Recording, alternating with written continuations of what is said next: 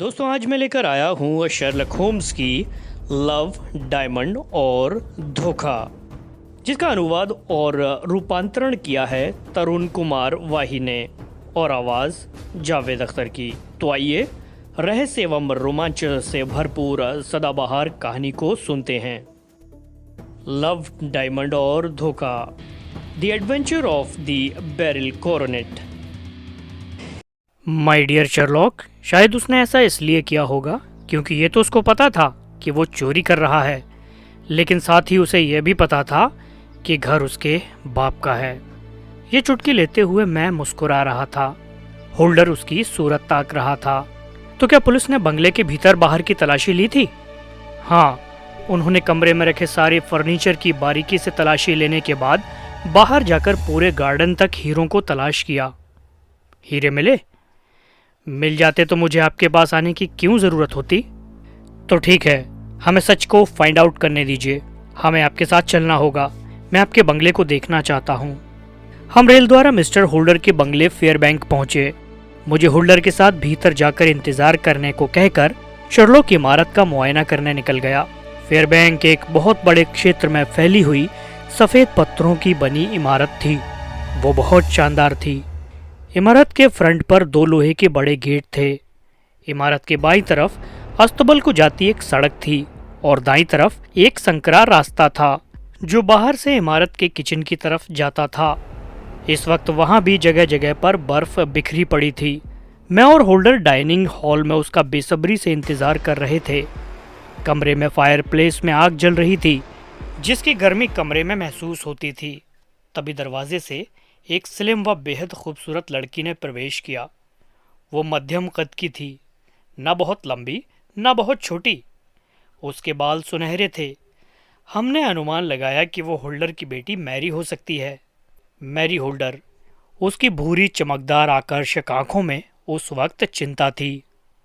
उसका गोरा रंग उस वक्त पीला पड़ा हुआ था, इतना अधिक पीला जैसे उस पर मुर्दनी छाई हो। उसके होंठ सूख रहे थे। उसने भीतर आते ही अपने होठों को गीला किया था। वो अपने अंकल के गले में बाहें डालकर उनसे पूरी आत्मीयता के साथ मिली। उस वक्त भी उसके चेहरे से वो सामान्य भाव नदारत थे जो अपने किसी क्लोज रिलेटिव से मिलते समय चेहरे पर दिखने चाहिए। उसने बहुत ही निराशा भरे धीमे स्वर में कहा, क्या आपने पुलिस को आर्थर को छोड़ने के लिए कहा? नहीं बेटा, मैं अभी ऐसा नहीं कर सकता।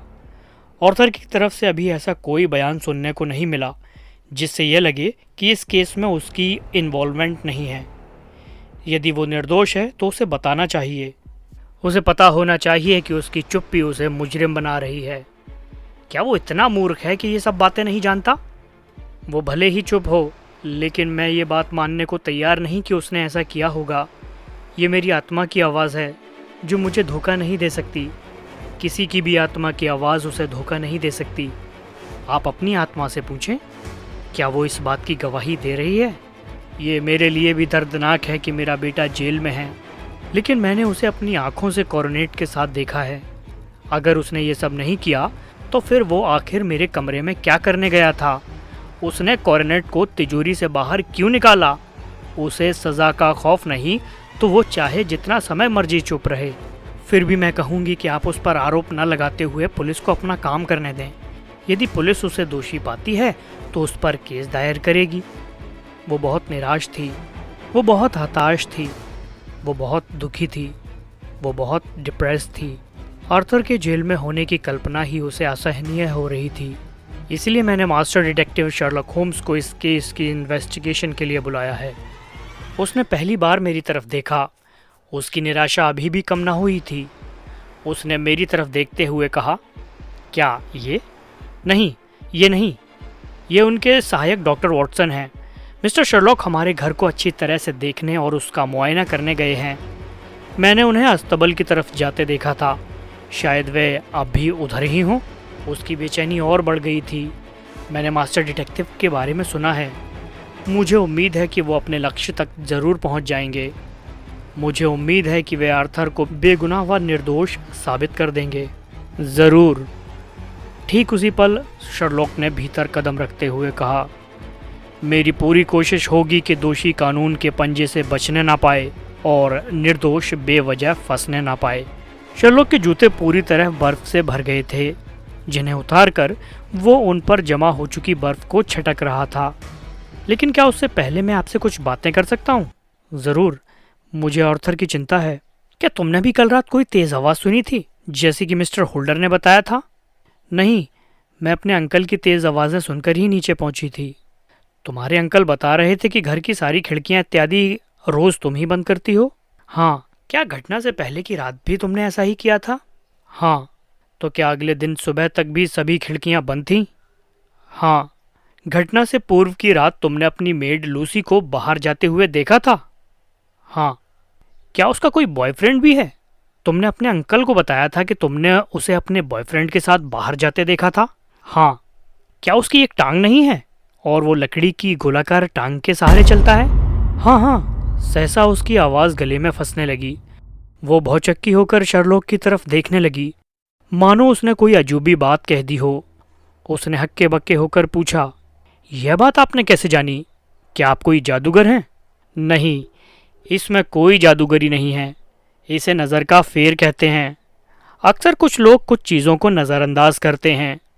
वो उनके लिए गैर ज़रूरी चीज़ें होती हैं, लेकिन मेरे लिए नहीं।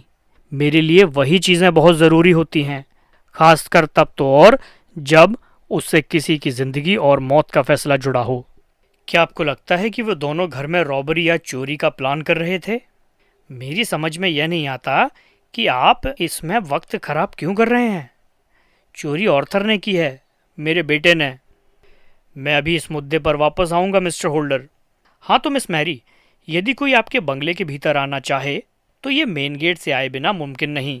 हाँ, कोई अगर चाहे तो बाहर वाले रास्ते से किचन तक आ सकता है, जो कि कुछ ऊंचाई पर दिखती है। यदि कोई उस तरफ से किचन के भीतर आना भी चाहे तो उस ऊंचाई के कारण नहीं आ सकता। लूसी का बॉयफ्रेंड बाहर खड़ा था और किचन में खड़ी लूसी से बातें कर रहा था। मुझे लगता है कि घटना वाली रात से पहले की रात तुमने खिड़की बंद करते हुए लूसी को किचन से वापस आते हुए देखा होगा। हाँ, मैंने उसके बॉयफ्रेंड को वापस जाते हुए देखा था। यानी ये वो रास्ता हो सकता है जहां से कॉर्नेट को बाहर भेजा जा सकता है। क्या फजूल की बकवास है। लूसी ऐसा नहीं कर सकती। वो मेरी तिजोरी की तरफ झांक भी नहीं सकती। और तुम बता चुके हो कि उसका बॉयफ्रेंड लंगड़ा है, तो अपनी लकड़ी की टांग से किचन की खिड़की के अंदर नहीं आ सकता।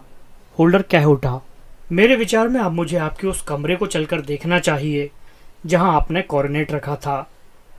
पर मैं सोचता हूं कि उससे पहले क्यों ना मैं नीचे की खिड़कियों को चेक कर लूं। शर्लॉक नीचे गया। हम उसकी कार्य प्रणाली को बड़े ध्यान से रहस्यपूर्ण मुद्रा में देख रहे थे। उसने नीचे की खिड़कियों की बारीकी से जांच की, विशेषकर अस्तबल की तरफ जाती सड़क की तरफ किचन से खुलने वाली खिड़की की। वो फिर वापस लौटा। इसके बाद हम सभी उस कमरे में पहुंच गए जहां कॉर्नेट रखा था।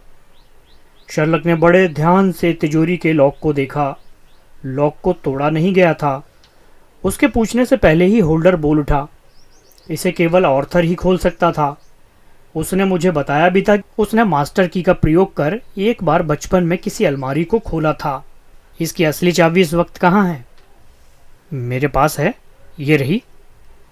होल्डर ने एक चाबी निकालकर शर्लॉक ने उससे तिजोरी को खोला। तिजोरी बेआवाज खुली। कम से कम इस तिजोरी के खुलने से ऐसी कोई आवाज नहीं हुई जिसके कारण आपकी नींद खुले। कॉर्नेट वाला केस तिजोरी में रखा था। शर्लॉक ने उसे बाहर निकाला, उसे उलट पुलट कर देखा। मेरे विचार से कॉर्नेट इसी में है। हाँ। शर्लॉक ने उस केस को खोला तो कॉर्नेट की शानदार चमक व झिलमिलाहट से सबकी आंखें चुंधिया गईं। सचमुच ये शानदार है, ये बेमिसाल है, ये अद्वितीय है। मुझे अफसोस होता है कि मैंने अपने घर में भी इसका जिक्र क्यों किया। मुझे नहीं पता था कि घर का भेदी ही लंका ढाएगा। मिस्टर होल्डर, आप इसे अपने हाथ में लें। होल्डर ने कुछ ना समझते हुए कॉर्नेट शर्लॉक के हाथ से ले लिया। मैं आपसे प्रार्थना करता हूँ कि आप इसे अपनी पूरी ताकत लगाकर तोड़ने की कोशिश करें। यह कैसा बेतुका सवाल है? इसके मैले हो जाने के डर से मैं इसे हाथ भी लगाने से परहेज कर रहा था और आप मुझे इसे तोड़ने को कहते हैं? मैं चाहता हूँ आप एक बार ऐसा करें। हरगिज़ नहीं। तो फिर मुझे दीजिए। शर्लॉक ने कॉर्नेट उसके हाथ से ले लिया। मैं करता हूँ। होल्डर ने आंखें चौड़ी करके उसे देखा। शर्लॉक अपनी ताकत उस कॉर्नेट को तोड़ने में खर्च करने लगा। होल्डर का दिल धड़क उठा। वो टूट गया तो? शर्लॉक ने और भी ताकत लगाई, पूरी ताकत लगाई, लेकिन उसे तोड़ना तो दूर, हल्का सा मोड़ भी न सका। शर्लॉक के होंठ मुस्कुरा उठे। आपने देखा मिस्टर होल्डर, मैं इसे अपनी पूरी ताकत लगाकर भी, ये शायद एक्स्ट्रा ताकत लगाकर भी नहीं तोड़ पाया। इससे क्या सिद्ध होता है? मेरी उंगलियों में अभी बहुत ताकत है, लेकिन ये इतना हार्ड है कि यदि ये दुर्भाग्य से टूट भी जाता है तो इसके टूटने से केवल मामूली नहीं बल्कि गोली चलने जैसी आवाज़ उत्पन्न होती। क्या आप इस बात को मानते हैं? वो चुप रहा था। आप मुझे बताएंगे कि आपने जो आवाज़ सुनी थी, क्या वो इसके तोड़े जाने से पैदा हुई आवाज़ हो सकती थी? मैं कह चुका हूँ, मैं उस वक्त आधी नींद में था। शायद वैसी ही आवाज़ हुई हो और मैंने नींद से जागने पर उस जाती हुई आवाज़ को सुना हो। तो फिर उस आवाज़ को किसी और ने भी ज़रूर सुना होता। मुझे लगता है इसे तोड़ना किसी अधिक ताकत वाले आदमी के भी वश में नहीं। इसे आर्थर नहीं तोड़ सकता, मैरी ने कहा। अच्छा, एक बात और बताइए, जब आर्थर को आपने कॉर्नेट के साथ कमरे में देखा तो क्या वह जूते पहने था? नहीं, वो केवल शर्ट और ट्राउज़र पहने था। लेकिन इस बात का इस केस से क्या संबंध है? घर में कोई जूते पहनकर तो नहीं घूमता। मेरा भी यही विचार है। मेरा एक विचार और भी है कि बर्फ़ में कोई जूते पहने बिना बाहर भी नहीं जाता। हाँ, हालात आपके जैसे ना हों तो। आप भी नंगे पाँव मेरे पास आए थे। मेरे विचार से मुझे एक बार फिर बाहर जाकर देखना होगा। वो अकेला ही चला गया। सब बुत बने खड़े रहे। किसी के समझ में नहीं आ रहा था कि वो क्या कर रहा है और क्या सोच रहा है। तो आगे की कहानी में क्या हुआ, ये जानने के लिए चैनल को सब्सक्राइब कीजिए और बेल आइकन को हिट कीजिए ताकि आने वाले नए एपिसोड की नोटिफिकेशन आपको मिलती रहे। और अंत तक सुनने के लिए बहुत बहुत धन्यवाद।